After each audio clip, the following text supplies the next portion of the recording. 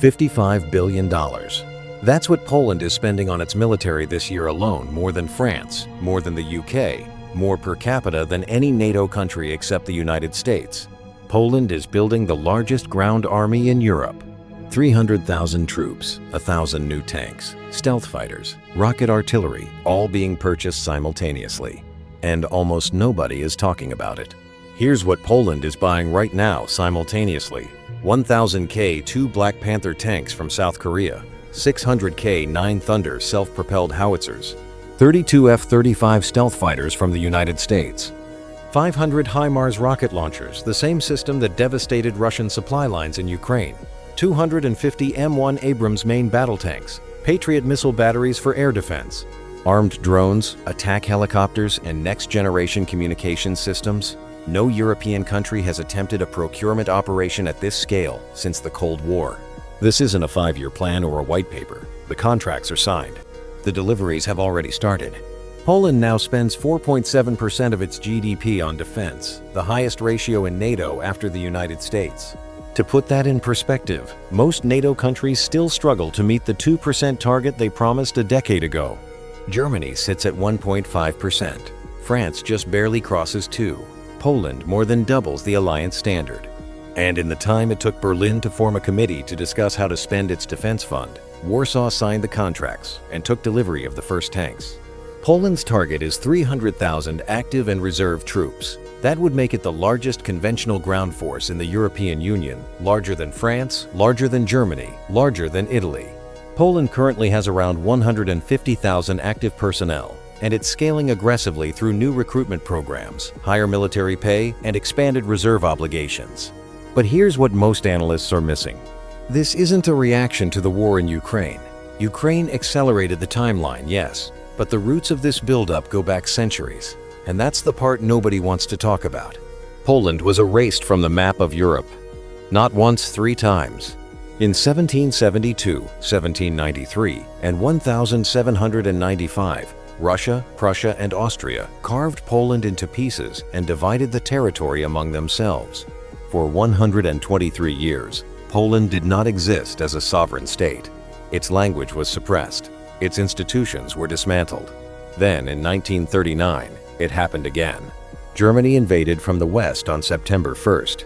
16 days later, the Soviet Union invaded from the east. Poland was partitioned a 4th time. 6 million Poles died during the occupation, nearly 1 in every 5 citizens. Warsaw was razed to rubble. The Western Allies had guaranteed Poland's borders. They declared war on Germany, but they didn't come. No army marched to Poland's defense. That trauma didn't fade.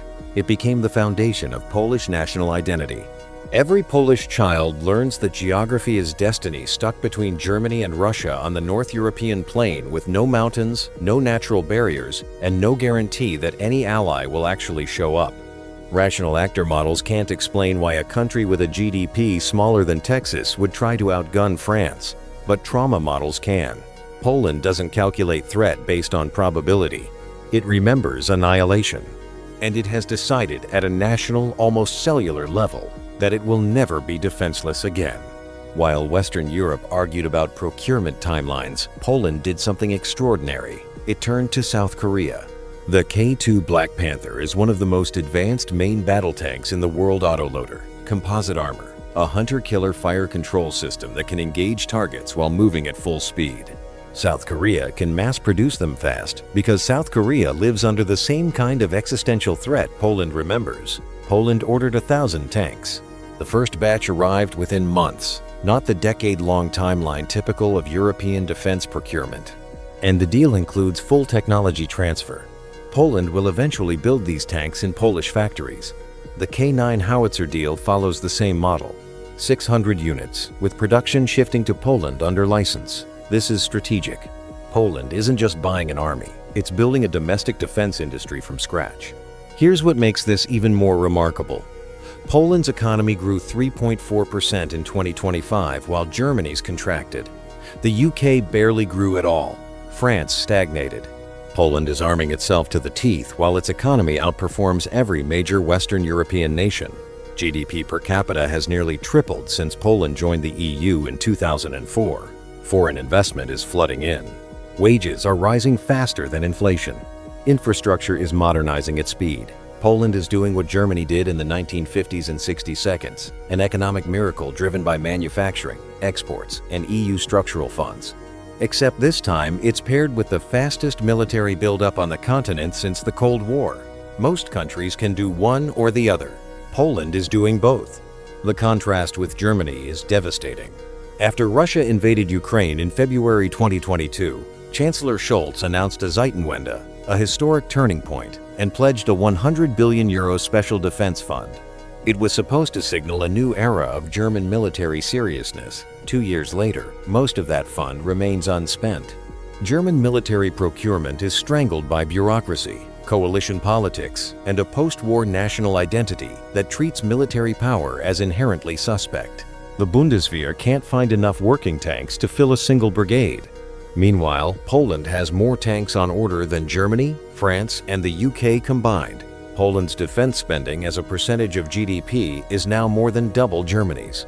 The center of gravity in European security is shifting east, and it's shifting fast. What makes Poland's buildup even more significant is the political consensus behind it. When Donald Tusk and his civic coalition replaced the nationalist PIS government in late 2023, many expected defense spending to slow or be redirected. The opposite happened. Tusk accelerated it. The 4.7% GDP target isn't one party's policy, it's national doctrine that transcends the left-right divide. Every major Polish party agrees on this. Never again means never again. This kind of bipartisan defense commitment is the rarest thing in European politics, and it means Poland's military expansion isn't a phase. It's a generational project that will outlast any single government. Poland is positioning itself as the eastern shield of both NATO and the European Union.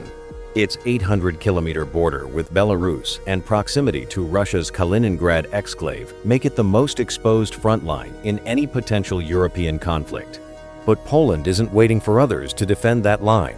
It's building something that hasn't existed in Europe since the fall of the Soviet Union, a genuine large-scale conventional deterrent force positioned directly on Russia's western flank.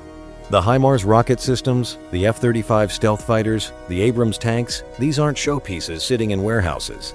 They're being deployed to active defensive positions along that border right now. The implications are enormous. Europe's security architecture is being redrawn not in Brussels, not in Berlin, but in Warsaw. Poland's military budget will likely surpass France's within 5 years. Its army will be larger than any in Western Europe within a decade. A country that was erased from the map 3 times and occupied for most of the last 2 centuries is now becoming the continent's most important military power.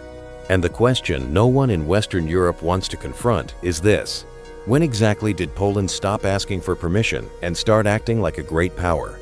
If this changed how you think about Europe's future, hit that like button and subscribe for more deep dives into current events. Drop a comment below. Do you think Poland's buildup makes Europe safer, or does it create new risks?